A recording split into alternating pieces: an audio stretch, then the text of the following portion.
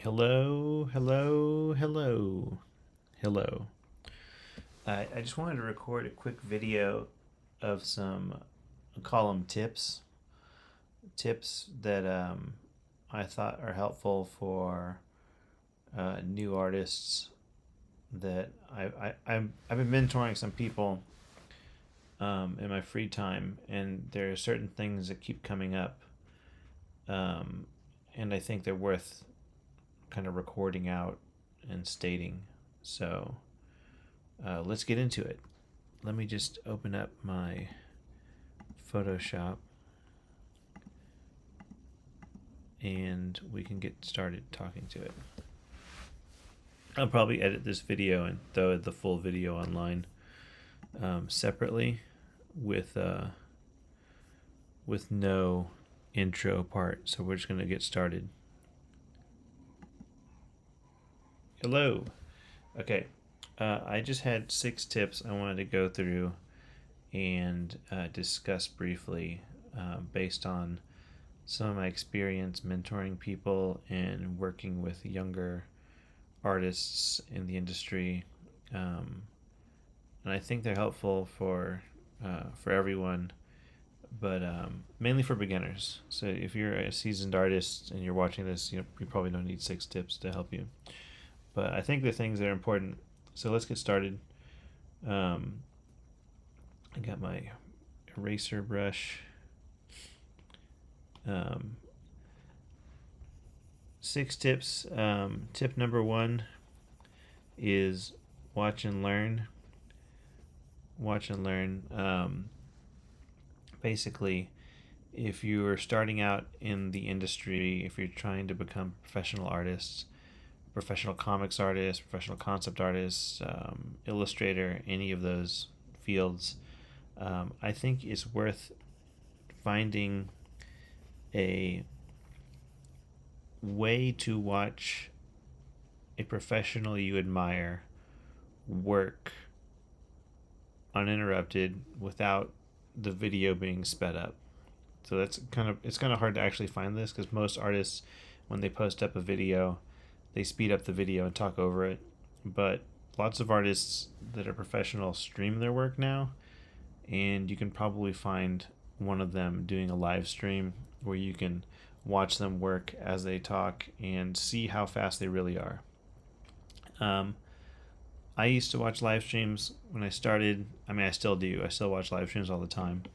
But watching videos from Dave Raposa, Dan Warren, and then going to the Massive Black Workshop in 2013 and actually seeing an array of professionals working live really helped me out. You can actually see how long some of these guys take painting and drawing, and most often the artists that you admire that are working professionally take much longer than you realize. They just work consistently and they don't stop to like check social media or skip a video or something. They sit down, start drawing, and they just keep going until they're done with their art. And it'll take longer than you think. Like you'll see some people work and you'll realize like, oh, actually I draw much faster than this artist. But this artist, they're just working nonstop. That's the main difference I've seen is the professional artists just start working and they don't stop working. They just keep moving the pen across the page. When I say work, I mean moving pen across page, or getting actually moving stuff on the screen or drawing on paper. So watch and learn. I think it's very valuable to see how fast people really are, how slow artists really are. I watched this manga documentary, and this artist spent like, I want to say it was like 6 hours doing one drawing of one person. And I think for a lot of people that's like, well, that's a long time just to draw one person. But they just take that long. That's just how long it takes. And they just work every day and they get stuff done. On the flip side, you also see how fast certain artists are. You'll see people that go crazy fast and that are very impressive.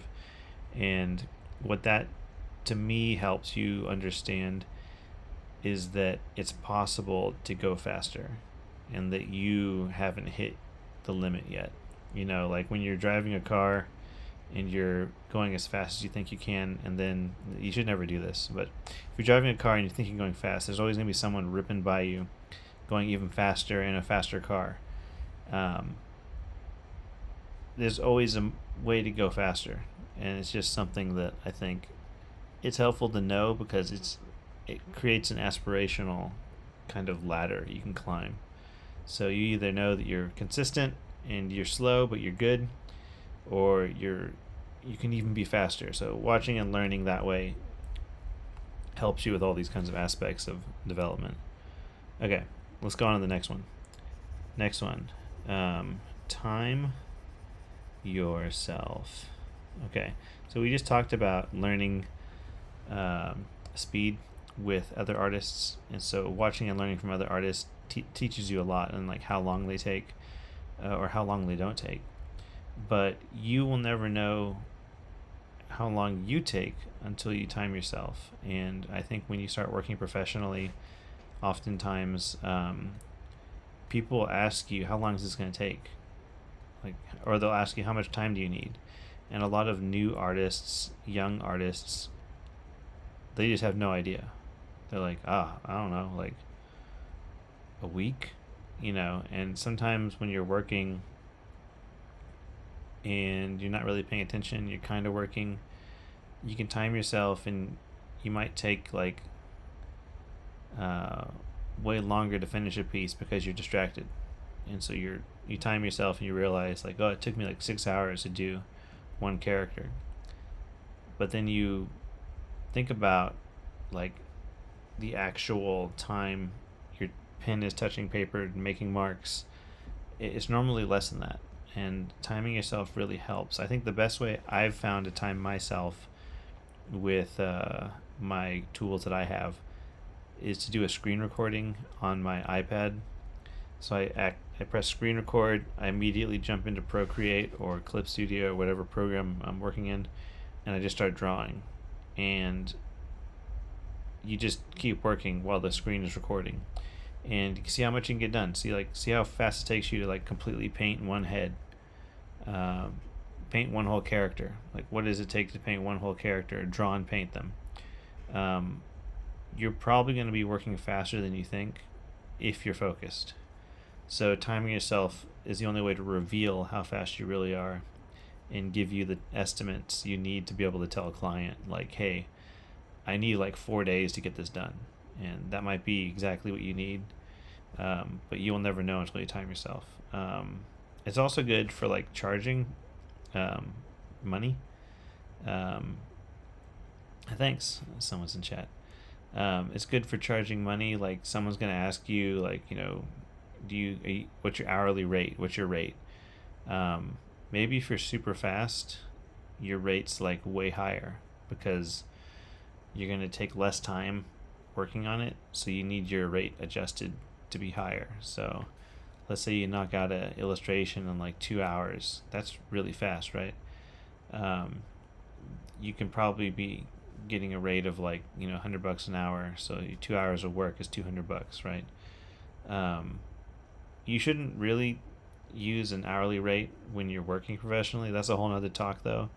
And there's other videos on YouTube that explain value-based pricing over time-based pricing. But if you're stuck for some reason using an hourly rate, I advise you to time yourself first. See how long it really takes you to do something. And then the faster you are, the more money you charge. And that's how you explain to the client. You'd be like, hey, like I work really fast, so this is going to be done in like 3 hours, this whole image. And then they'll be like, wow, okay, so they're paying for this like really professional speed that you have. Conversely, if you time yourself and you're like super slow, you're like incredibly slow, that's when you gotta like determine, like, do you charge less and work longer hours, or do you make yourself work faster? That's like the beginners, when you start off and you're trying to work on an hourly rate, you need to determine Like, at what point is it on me to be faster, and it's not really the client's problem? So that's part of growth and part of developing. You'll just have to figure that out on your own. Everyone's different, but timing yourself tells you all this data. And I think a lot of the 6 tips I'm talking about today really kind of give you data to kind of like judge your own work by, and to give you information to use while you're working. I got a question in chat. It says, I finished commissions in a week and charge $100 USD for my full package. Is that a good pricing or not? Commissions are different. To me, when people commission you, they're expecting kind of an affordable piece of original art. I think most people that commission, they're like, it's like a fan art commission, and they're expecting to pay only a certain amount for a custom character. Now, you can be like an artist who has a really sick style, and you're doing like traditional images, and you're doing like crazy ink, illustrations or something, and painted, that's different. The more input and like the more traditional it is, the more you can charge. This is all just based on my experience looking online. I think $100 is a good rate for a commission. To me, that's a good rate if I can knock it out in the evening. If I could like spend 4 hours painting or drawing and just like knock out a character in like an evening, then it's like $100. It's like, hey, look, I like watched a movie, I made $100. I think that's decent to start. If it was traditional, like traditional ink paper with paints and markers and stuff, I would charge much more. But you kind of got to build the reputation to charge more. So when you start off, you have to charge a little bit less. Is it worth the full package for a whole week of work? It's pretty low if it takes you that long, but that's more of an incentive on you to get faster than it is for like you to charge more. It depends on the look of whatever you're doing too. If it's like a fully rendered painting, I would look into charging more. And this is all with like fan art commissions. If you're commissioned by like a company, that's like we call that being contracted. If you're contracted, it's normally by a company, and that's a different situation. You should charge more than $100 for sure. Let's move on real quick. So the next tip: set a deadline. These are all stuff to help the beginner. So you've watched and you learned. You've learned like how fast other artists are, and maybe you're pretty fast actually. Maybe you realize, hey, once I focus, I'm pretty fast, and you've timed yourself, and you realize like, yeah, I can get a decent illustration done in like 4 hours. It's like about half a day's work. It's pretty good. So now, you have a project you're working on. You're working on illustration for your portfolio. You're working on your first comic. You're working on a video of tips for other artists. You gotta set a deadline. You gotta set up some kind of deadline for yourself, so you start accomplishing these goals. And I think that's the one thing that most beginners don't do. They don't give themselves a strict deadline. You can get much more work done if you set yourself deadlines and force yourself to stop and move on. And it can be a challenge, and that's kind of the point. You kind of want a challenge to focus on your speed and focus on like the final outcome needs to be delivered in such a way that you're happy, right? So you got to give yourself a deadline. Like, if I say I'm working on a comic this summer, my big deadline to myself was by the end of the summer I want to finish it, and then my loose window was like I wanted to like finish it by September. So like by September I want my comic to be done. And this is my first time doing a comic, so for me the best thing for me to do is to break up the comic into smaller steps and give myself like deadlines for each step. So one week I told myself I'm going to write the script today. So by the end of the day the script will be written. And then I started designing the components of the comic. So I told myself, well, this next month I'm going to design everything that's going to be in the comic, the characters, the like vehicles and some environments and stuff.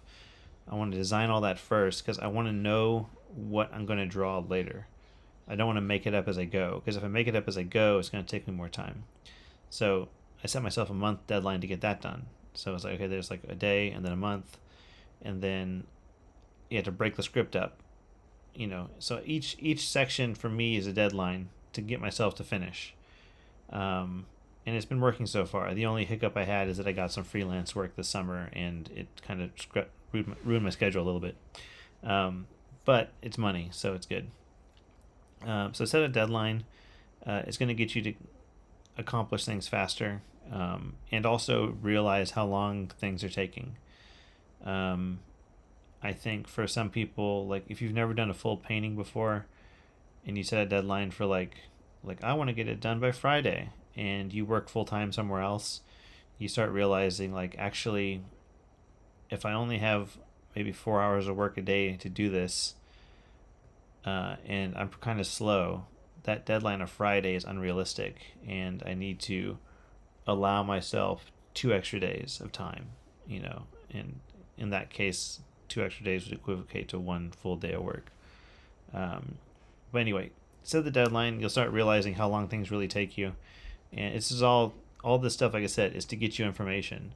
Watch and learn how long people take to work on stuff, gauge yourself, time yourself, get some information, set deadlines, and then figure out if you're hitting those deadlines.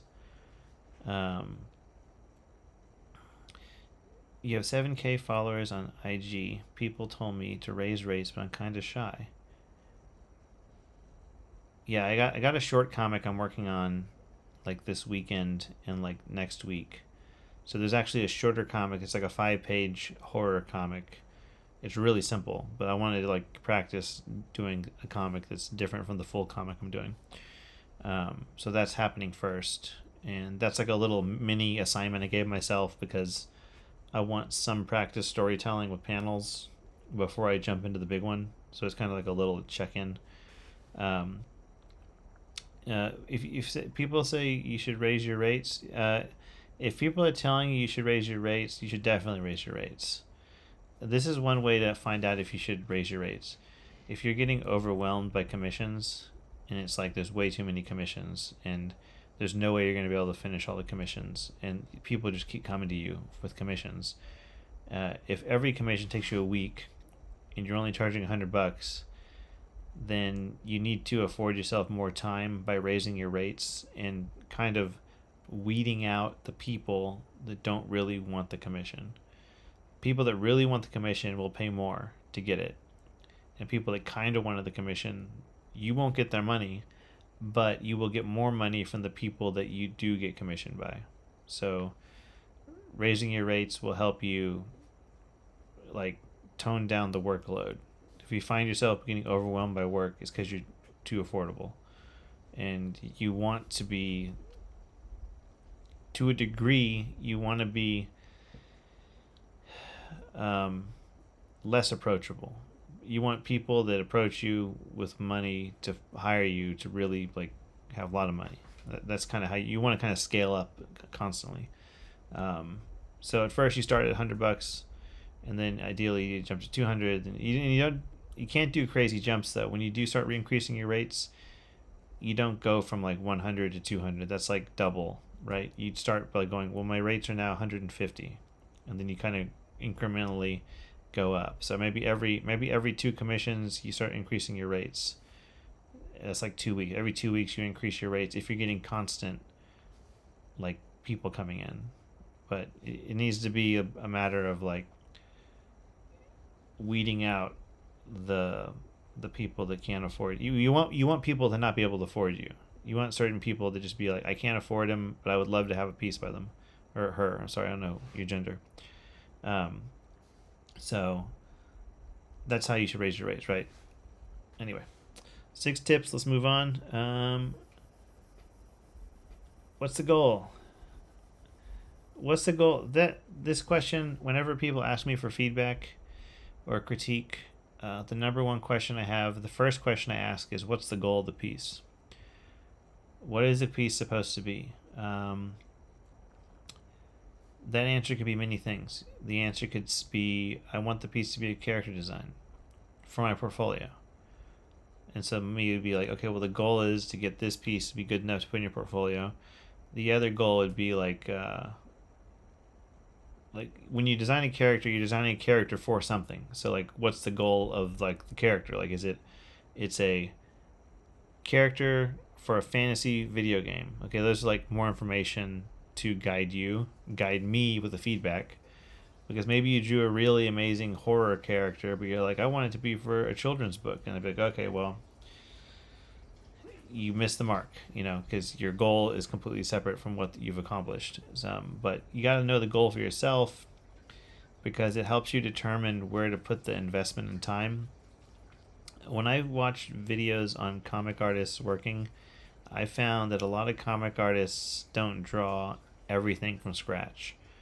They'll draw the characters from scratch, but sometimes with the backgrounds, they'll take photos and like trace backgrounds just to get the background looking really good, and then they draw the character in on top. And the way I see it is that the final product is a comic.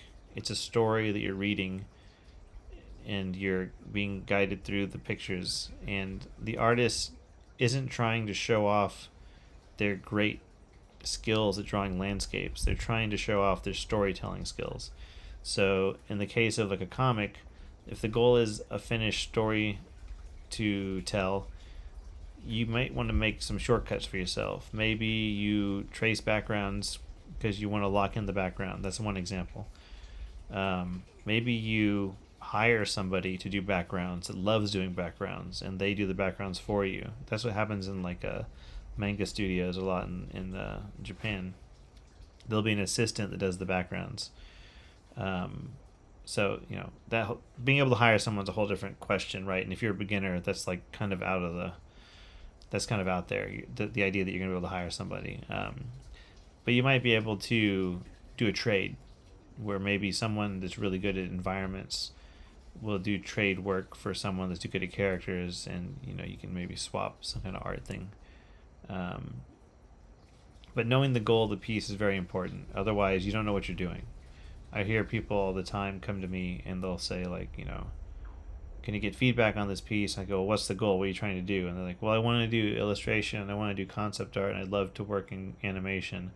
And it's like all these things are like separate industries, and they're all very hard industries to do. So trying to do just illustration is very tough, and trying to do comic books is tough.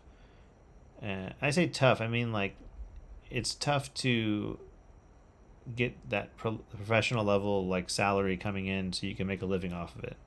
It's not tough to do it. You can just draw a comic anytime you want. You can just start drawing a comic tomorrow, and you'll be you drawing a comic. But drawing a comic that garners a bunch of audiences, like people's eyes, onto the medium to make you money, that gets harder. And so any of these industries are hard. So what's the goal? Would be like, well, I want to be an illustrator. If your goal is to be an illustrator, that helps me give you feedback. If your goal is to be a concept artist, that gives me other information that I need to give you, because it's a little bit different being a concept artist and an illustrator. They both tell stories, and they both tell, like, they make designs, and they both draw, but there's different goals with each practice. An illustrator might paint and draw everything from scratch. A concept artist might photo bash. They might take photos from life and actually composite the photos onto a design. Or they might sculpt in 3D, right? That's the difference. Like, concept artist has different techniques than the illustrator would. So it'll inform the process and also what you're thinking about. So yeah. Okay, let's move on to the next thing. Know what you're drawing. This is like a interesting topic, not interesting like tip, right? Know what you're drawing. So if you got to draw a gorilla in a zoo scene of a comic, you need to make sure you know what a gorilla looks like.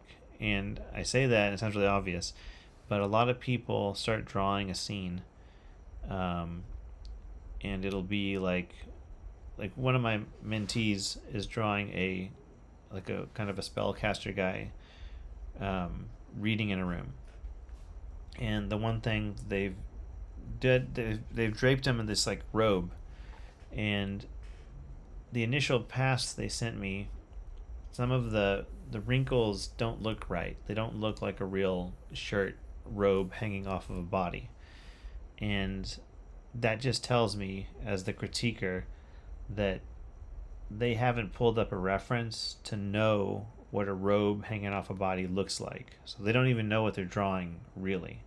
You might think you know. Like if I told you to draw a dog, you might go, I think I could draw a dog, and you start drawing what you think is a dog. But if I told you specifically draw me a Dalmatian, like, do you know the specifics of a Dalmatian to draw a Dalmatian? We know it has spots, but what about the head shape, the body shape? How long is the tail? How long are the ears? Like, do you really know how to draw a Dalmatian, or do you think you know?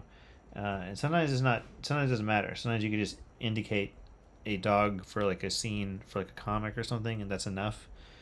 But sometimes you need to really like be specific about a breed or something, or it could be like a car. And if you don't, like, I don't draw cars that often, right? So if someone says draw me a car, I can kind of draw a car, but I don't exactly know everything that a car needs to make it believably a car. I mean, it'll look believably like a car, but it won't be a specific car. It won't be like, I could kind of draw a Volkswagen Beetle. That one's kind of easy shape to draw, but I would need to look up pictures. So you got to know what you're going to draw because it saves you time, right? So this all goes back to like saving time and managing time. Know what you're going to draw. It's another way of saying look up reference, and it's another way of saying do studies, because that'll help you know what you're drawing. But I think sometimes people go into a piece and they start drawing like a person over a cauldron and lights hitting from underneath them, and they haven't taken a picture of a flashlight underneath the face or something to like give you an idea of what lighting looks like in that situation. So know what you're going to draw, study for it, pull up references. It'll save you time. Last tip, then maybe we'll answer a couple questions. Last tip is set check-ins for validation. This is a really big one. When you're working on an illustration or a concept or a comic, anything, you need to set check-in points in your process to validate that you are going the right way. So if you're working for somebody, this is easier for me to explain if you're working for somebody. So if you're working for somebody and you're doing an illustration, you might start off by, if they say design me a knight in a dark fantasy style, the first thing you got to ask yourself is like, is what I think dark fantasy and what they think dark fantasy, are those the same things? So when you start doing your research to like research knight armor, you need to cross-check your research with the client so you guys are on the same page before you move forward. So that's a check-in point, right? So your first check-in points with references and research, just to make sure you're on the same page. Then you need to start designing the thumbnail of the knight. This is for like a concept art, right?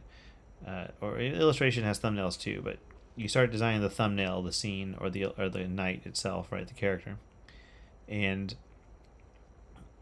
you might do 1, 2, 3. I like to do 10, at least 10, to kind of get exploration going. What you'll find is that at that point, you need direction on where to go. Like you'll have to, let's say you do 50 thumbnails.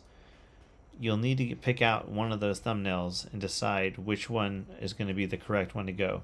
If you're working for a client, my tip would be take your 5 favorite or your 10 favorite thumbnails and only give them the 10. You don't need to show them 100. That's ridiculous. But maybe show them 10 to 5 thumbnails of the 100 that you did. and let them decide what they like. That's a check-in point again. So you check in at the research, then you check into the thumbnails, and then the next stages is more obvious. So then you do a sketches, and then you show the sketch before you do a rough sketch. Before you go into the final lines, you have another check-in point, and you keep creating check-in points before each big stage change. So if stage 1 is research, stage 2 is thumbnail, stage 3 is rough sketch. Between each stage should be a check-in point for yourself with your client to course correct. If you're doing something wrong, they don't want that. You got to course correct, or just approval. So approval for the design, approval for the drawing. You want that before you move forward, or else you're going to find yourself having to fix things later, and it's going to take up your time, and it's going to eat into your budget. Or sorry, it's going to eat into your client's budget. It's going to eat into your rate. So if you find out you've got to like redo a bunch of stuff because you went too far down the rabbit hole, and you just finished an illustration without checking in, most people don't want that. Most clients don't want you just to start drawing without asking them for any feedback. So I always say set check-in points for validation. At each stage of your process, you should have a check-in point. And if you find yourself having to do a bunch of rework, if you're like, man, every time I work with somebody, I keep having to like redo the final illustration, that just tells you that you need an extra check-in point somewhere. There needs to be a new check-in point from like, maybe it's from sketch to rough, from rough sketch to like final lines. Maybe the check-in point needs to be there. Or maybe you need a check-in point between the color flats and the render. So maybe you need to like set up your color palettes early, lock it in, get that approved, and then do your rendering. I don't know where you're going to need this step, but if you keep finding yourself having to rework later stage in the job, it's because you need another check-in point. And that's something that I've had to explain to my mentees. I've had to work through it myself at work when I realized like I went too far and I didn't get a check-in. That was like an early mistake I'd keep making at work. My boss would come to me and be like, you just moved forward without stopping to like, get the approval. And now I got to do more work, which is wasting the company money, wasting my time. And a valid check-in point, more check-in points is the solution to that problem. Okay. So those are my tips. Those are 6 tips I wanted to give y'all. Hope that makes sense. I know I answered a little bit of the chat during this video, so but the tips are there. Watch and learn, time yourself, set a deadline. What's the goal? Know what you're drawing. Set check-in points for validation. They're all to save time. They're all to really they're all to save time and to make you more productive. I'm going to cut the video here. I'll talk to you later. If you're still on stream, I'm going to answer your question. I'm going to cut the video when I edit it later. Do I have any art courses I can take for my reviews? I do a free mentorship. If you want me to mentor you, I will give you free reviews because I enjoy doing it, and I think I got a lot of free help when I started, and I want to kind of pay it forward. You can find me on Discord, Mike086. It's my name here on YouTube. You can find me on Discord, and I will guide you through whatever you want to work on. You can pick. It doesn't matter to me. It's your career. So you pick what you want to do. You tell me what you want to do, and then you ask advice when you're like, hey, I'm not sure what to do next. I can give you advice, or I'll give you critique on the work if you're like, is this good? And I can give you critique. I normally do the critique. Let me rephrase that. I always do the critique on stream or on recorded video. So the video feedback, it's here in the channel. So if you look at my channel, you'll see mentorship feedback videos for, I think, Chris and I I can't think of her name. There's another person that's doing the mentorship with me. But Chris J is one of the regulars that comes in and gives me updates, and I give him feedback. So you can find those videos in the channel if you're curious as to like how they go. Whoa, it's a bunch of water. Sounds like a bucket of water is being emptied. I don't know what that noise is. But yeah, it's a free mentorship. I don't know if I'll ever charge for it because that would make me have to structure it more, and I don't know if I want to dedicate that much time to it. But as a general mentoring where I'm just guiding you through stuff in my free time, it's very doable right now. Yeah, I can give you a critique. I'm available. You just shoot me stuff, and I'll send you updates throughout the week. And yeah, try and follow these tips because these tips are like a lot of these tips I pulled from people in my mentorship that they were the same feedback I kept giving over and over again in my mentorship. So I wanted to do a video to kind of like sum up everything. But okay, I think that's good. I think that's it. I need to work on my comic a little bit. It's 4:30 here. I have a little bit of time to work on my comic, but I need to. I can switch over to that real quick. I'm going to edit the first part of this video and put it online later separately, but for the sake of the stream, let me just turn this off. And I will switch over to Clip Studio. Excuse me. Switching over to Clip Studio.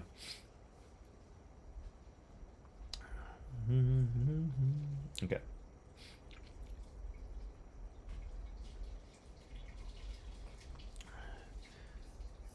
All right.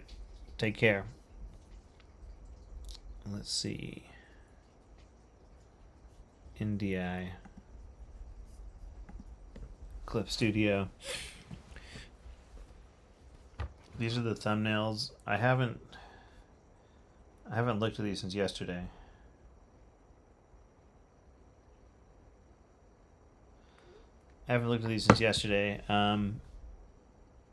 All I really want to do today, like the one thing I told myself I would do today is review the thumbnails, make edits to the thumbnails, and then I don't have time to actually start drawing the art today. I could do it later tonight, but I've got dinner plans with some friends, or a friend, and we'll be watching a movie and stuff, so I won't have time to do all the work immediately right now.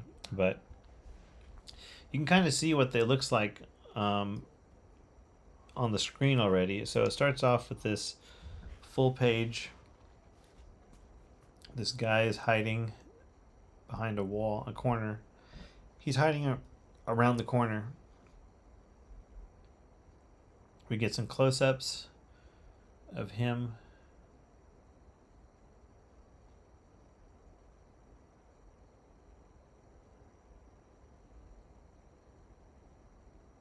He starts running. Sorry, I'm just looking through it myself. He runs. He trips. He falls. He's on the ground. He's looking back. He looks back. He's not supposed to look back. And then the monster gets him. That's it. That's the comic. There's nothing crazy. It's a really quick comic.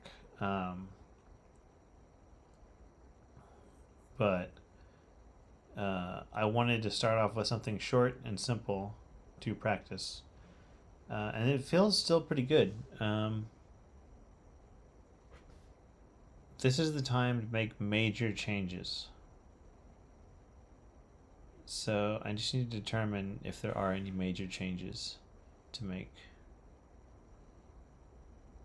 Well, I think it reads okay.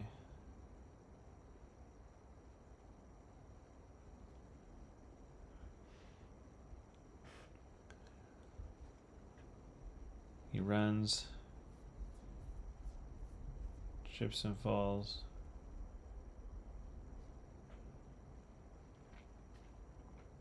He's on the ground, crawling away. Turns.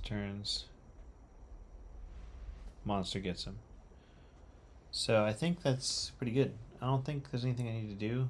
And then the last page, this last page is going to be some kind of like joke ad, like an advertisement for something. I don't know what it's going to be yet. It's not really. This last page isn't part of the comic. It's just a page I need to fill up. So it's going to be some kind of like fake advertisement for something funny, I think. It's going to be a fake advertisement for something funny. I'm thinking maybe a cartoon show, like a children's cartoon show for like a catch this cartoon Saturday mornings at 3. Not 3. Actually, that's pretty funny. 3 in the morning. That's the witching hour.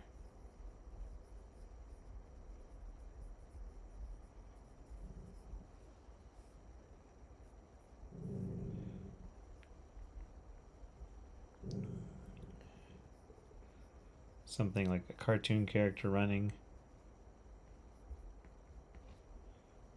And then like there's like Saturday. Oh, my dog's barking. Hey, come on, stop it. Stop it. Stop. Something like this where it's got like Saturday morning at 12. Anyway, I'm gonna end the stream. That's basically it. Thank you for watching. I'll put the edited video online shortly.